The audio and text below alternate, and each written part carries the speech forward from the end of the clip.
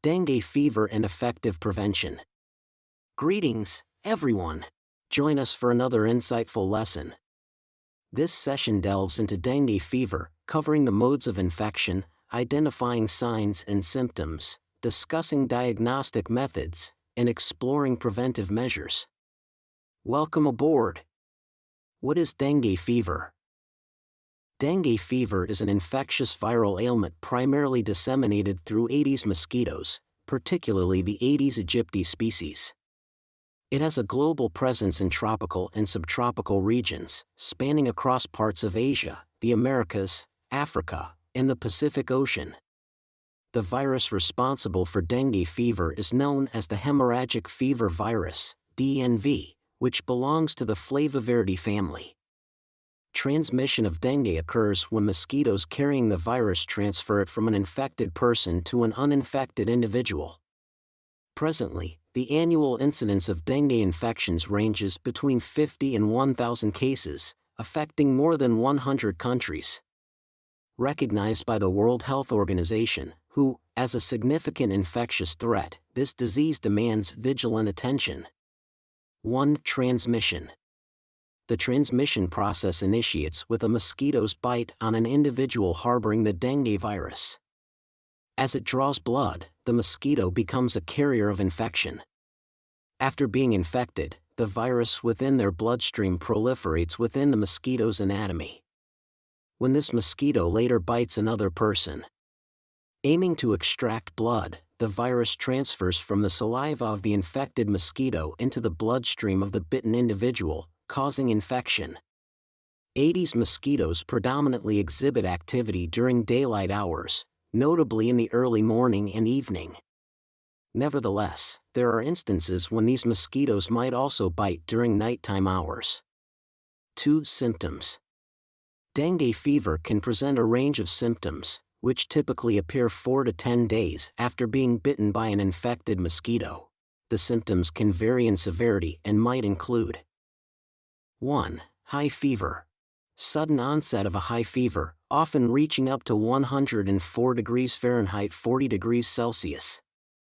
2. Severe headache. Intense and often debilitating headaches, especially located around the forehead and eye region. 3. Pain behind the eyes. Pain or discomfort behind the eyes, which can worsen with eye movement. 4. Joint and muscle pain. Severe joint and muscle pain, earning the disease its nickname breakbone fever. 5. Rash. A rash might develop a few days after the fever starts, often appearing on the limbs and spreading to the rest of the body. 6. Mild bleeding.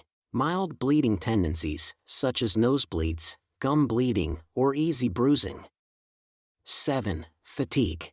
Overwhelming fatigue and weakness, which can persist even after the fever subsides. 8. Nausea and vomiting. Nausea, vomiting, and sometimes abdominal pain.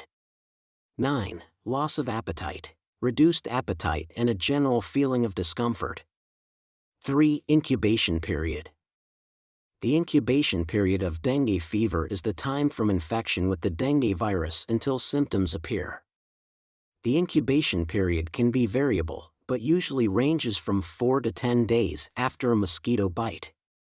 During this stage, the infected person may be asymptomatic or may have mild symptoms that are difficult to distinguish from other diseases. Infected people often do not know they have the disease and can transmit the dengue virus to mosquitoes during this period. This facilitates the transmission of the disease and is one of the contributing factors to the widespread spread of dengue in the community. Because the incubation period is short, and the initial symptoms are often relatively indistinct, prevention by controlling the mosquito population and eliminating their breeding grounds becomes extremely important to prevent transmission of the virus and prevent the spread of dengue fever. 4. Diagnosis. Dengue fever can be diagnosed through a range of methods, considering symptoms, medical history, and medical assessments. Below are some primary diagnostic approaches. 1. Clinical assessment and medical history. Initial diagnosis may be based on the evaluation of symptoms presented by the patient and their medical background. 2. Blood tests. Employing blood tests is a significant diagnostic avenue. These tests unveil the presence of the dengue virus or antibodies triggered by the virus. Blood-based assessments encompass PCR test, polymerase chain reaction. This technique detects viral genetic material within the blood, such as RNA from the dengue virus. Antibody test. This test identifies the existence of antibodies directed against the dengue virus within the bloodstream. 3. Serological tests. Assessing blood samples to ascertain inflammation levels and other pivotal blood markers. Like thrombocytopenia, provides pivotal insights into the disease's progression. 4. Basic imaging tests. Analyzing blood components like platelet counts, white blood cells, and other factors influenced by dengue infection aids in understanding the disease's impact on these aspects. 5. Treatment. There is no specific antiviral treatment for dengue fever. Treatment primarily involves relieving symptoms and maintaining proper fluid balance to prevent dehydration. In severe cases, hospitalization and supportive care may be necessary. 6. Prevention.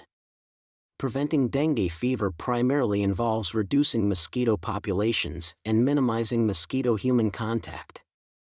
Here are some effective ways to prevent dengue fever. 1. Eliminate breeding sites. Mosquitoes that carry the dengue virus breed in standing water. Regularly empty, cover, or treat containers that collect water, such as flower pots, discarded tires, buckets, and containers. 2. Use mosquito nets and screens. Sleep under mosquito nets, especially during peak mosquito activity times, to reduce the risk of mosquito bites.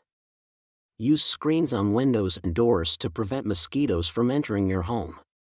3. Wear protective clothing. When in mosquito-prone areas, wear long-sleeved shirts, long pants, socks, and shoes to minimize exposed skin.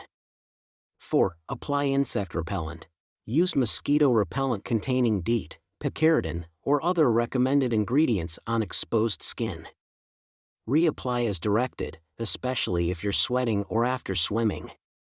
5. Keep surroundings clean. Maintain a clean environment by regularly cleaning gutters, drains, and other areas where stagnant water might accumulate.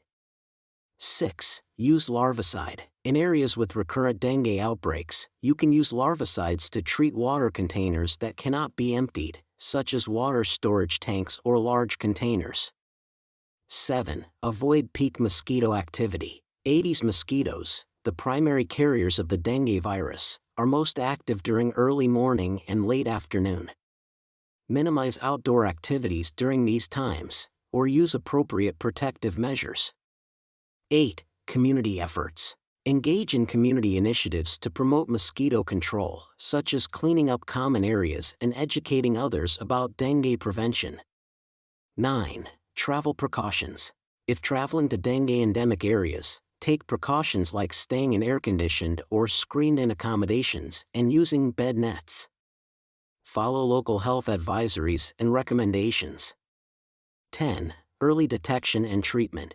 If you experience symptoms like fever, headache, and joint pain after being in a dengue-prone area, seek medical attention promptly. Early diagnosis and treatment can help prevent complications. 11. Support mosquito control programs. Participate in or support local government efforts to control mosquito populations through insecticide spraying and other preventive measures. We hope that the information in the video has helped you better understand dengue and how to prevent it. Don't forget to take the necessary measures to protect yourself and the community from the risk of infection. If you want to continue to receive more useful health information and related topics, please press the subscribe button to our channel.